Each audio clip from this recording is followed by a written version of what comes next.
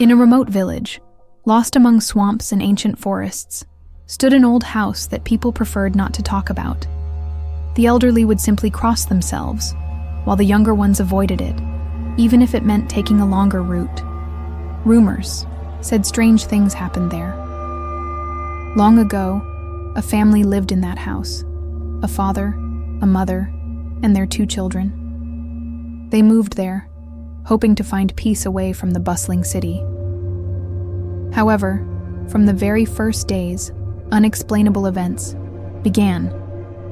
Footsteps echoed in the attic at night. Shadows flickered in mirrors, and candles extinguished on their own. Then, the nightmares started. The children would wake up screaming, claiming something was whispering to them in the darkness.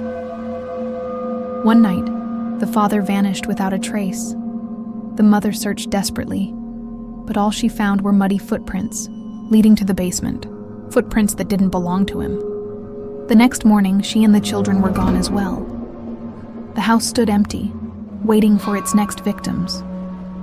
Over time, the house became abandoned, but the rumors persisted. It was said to hold secrets of the past. One day, a group of students, fascinated by the paranormal, decided to spend the night there.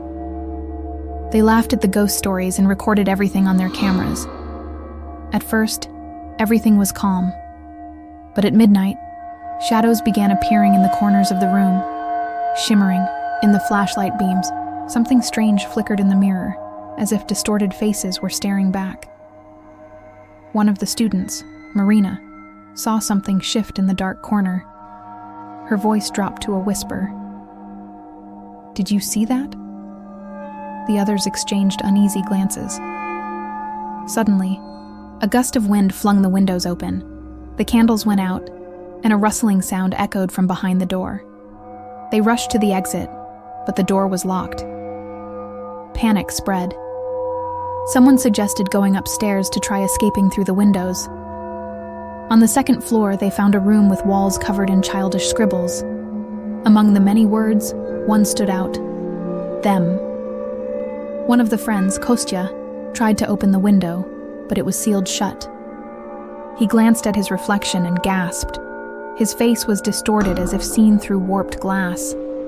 The house seemed to come alive, shrinking, pressing in on them. The walls felt closer. From the darkness, a quiet child's voice whispered, "You will stay here forever." The next morning, the villagers found only the students' abandoned belongings. There was no trace of them. Their phones lay on the floor, showing the last recordings, silhouettes in the room that were never supposed to be there. But this was just the beginning. Over the years, more people disappeared near the house. Some were explorers, others were skeptics who scoffed at the rumors. Their belongings were always found, but they were never seen again. Some villagers claimed to hear whispers at night, voices calling out for help. The house, now a legend, became a forbidden place, but that didn't stop thrill seekers from venturing inside. One stormy evening, a journalist named Alex decided to investigate the house, determined to uncover the truth. Equipped with a camera and recording equipment, he entered cautiously, his flashlight flickering. The air was thick, the silence overwhelming. As he stepped forward, he noticed fresh footprints in the dust. Someone had been here recently. Suddenly, his camera picked up movement. A shadow darted across the hallway. Breathing heavily, Alex moved towards the stairs, feeling the temperature drop drastically. Then, the whispering started. It wasn't just one voice. It was many, overlapping, speaking in an unknown language. His flashlight flickered again, and for a brief second, he saw them, distorted, eyeless figures reaching out for him. He turned to run, but the exit had vanished. The walls stretched unnaturally, twisting the space around him. He tripped, his camera hitting the floor, still recording. The last thing it captured was his terrified face before the screen went black. Days later, Alex's equipment was found on the doorstep of his apartment, without any sign of him. The footage, when reviewed, showed hours of empty rooms, until the very end, where a child's voice whispered, "You will stay here forever." The house remained silent, waiting for its next visitor. Part 2. A Rift in Time. As the legend of the house grew, a group of scientists became intrigued by its strange effects. Led by Dr. Raymond Hall, a physicist obsessed with theories of time distortion, they set up an experiment to test whether the house was connected to anomalies. Dr. Hall and his team placed sensitive recording devices throughout the house, measuring electromagnetic fluctuations. At exactly midnight, the readings spiked abnormally. Suddenly, a low hum filled the air, and the walls began to shimmer. A portal-like distortion formed in the living room, revealing a glimpse of the past. The house in its prime, with the missing family still inside.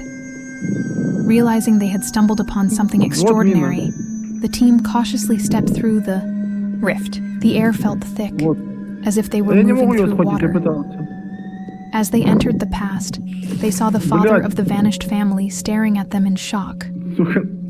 "You shouldn't be here," he whispered. "It sees you now." Before they could react, the house trembled, and shadowy figures emerged from the corners. The researchers tried to run back through the portal, but time itself twisted around them. Some of them aged rapidly, before disintegrating into dust, while others were pulled deeper into the past. Dr. Hall, now trapped in an era decades before his own, saw the true horror. The house was feeding on time itself. Every person who had disappeared had been absorbed into different moments, existing eternally in different eras, unable to escape. Desperate to find a way back, Dr. Hall discovered a single remaining survivor, a young boy from the 1800s, who had been trapped for centuries. The boy whispered the only way to escape: find the heart of the house, destroy it. Gathering the last of his courage, Dr. Hall ventured deeper into the shifting timelines, each room leading to a different decade. He saw past victims screaming silently behind invisible barriers, forever frozen in time. Finally, he reached the basement, where the air was thick with a suffocating presence. At the center of the room stood an ancient clock, its hands moving erratically. Hall realized this was the source, the house's heart, beating in an unnatural rhythm. With a final effort, he shattered the clock with a crowbar, and the house let out an ear-piercing scream. The walls collapsed in on themselves, and a blinding light consumed everything. The trapped souls were released, their forms fading as they were returned to their rightful timelines. Dr. Hall awoke outside the ruins of the house, the sky now clear. The land where it once stood was empty, as if it had never existed. But deep beneath the earth, something still ticked. The clock had only been broken, not destroyed. And somewhere, in some forgotten corner of time, the house was waiting to be rebuilt, hungry for its next victims. Chapter 3. Echoes of the forgotten Dr. Hall lay on the cold ground, his head pounding as he tried to make sense of what had just happened. The house was gone, or at least it seemed to be. But as he glanced around, he noticed something was off.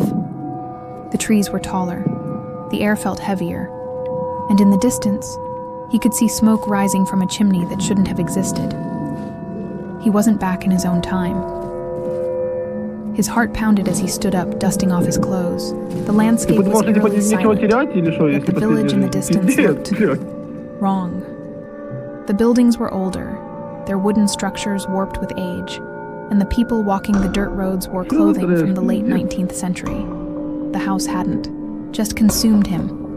It had sent him back. A deep dread settled in his stomach as he walked toward the village, his modern attire making him stand out. Whispers followed him as villagers peered cautiously from their doorways. He needed to find a way back before he became another lost soul trapped in time. Suddenly, a child ran up to him, eyes wide with terror. "You have to leave," the boy hissed. "The house sees you." Ну, типа, Dr. у Hall меня knelt, же... Я gripping сделал, the чтобы boy's игра shoulders. была в Full HD, а не 4К, и у меня, типа, оно house на is полэкрана, и у I меня все destroyed остальное it. открыто тоже. The boy shook his head violently. No. You only broke the clock. The house still exists, just not in one place. It moves. It's rebuilding itself. A shiver ran down Hall's spine. He had seen impossible things. People lost in the folds of time, their screams trapped between decades. He had to find the core of the house, the true source of its power. Before, he could question the boy further. A chilling wind swept through the village. The shadows lengthened unnaturally, twisting like grasping fingers. A low whisper echoed through the streets. The house was waking up again. Chapter 4. The House Between Time. The ground trembled as a structure began materializing at the edge of the village. Not in one instant, but in layers, its wooden beams flickering, between decay and restoration, shifting through eras as if undecided on when it should exist.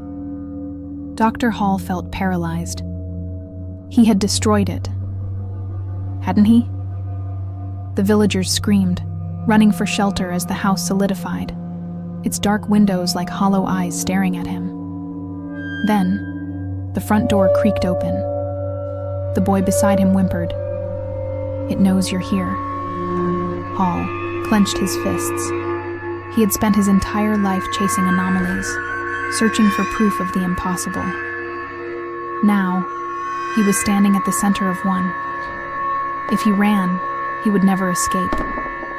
If he entered, he might never return. But he had no choice. Taking a deep breath, he stepped forward.